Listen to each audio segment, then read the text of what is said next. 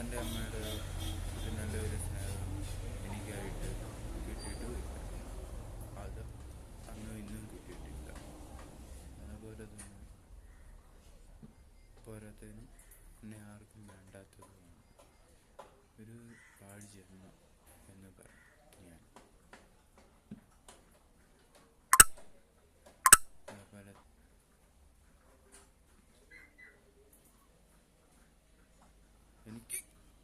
എനിക്കാരുമില്ല, ഞാനൊറ്റ. എന്നാൽ സഹോദരങ്ങളുണ്ട്. എനിക്കിപ്പം വേണ്ടത് വേറൊന്നുമല്ല. ആരുമില്ലാണ്ട് എവിടെയെങ്കിലും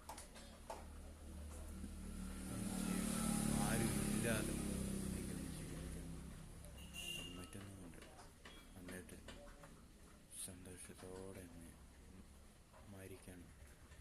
ഈ മരണ വാർത്ത ഒരിക്കലും ഞാൻ മരിച്ചു കഴിയുമ്പോൾ എൻ്റെ സഹോദരങ്ങളോ എൻ്റെ വീട്ടുകാരോ അയൽക്കാരോ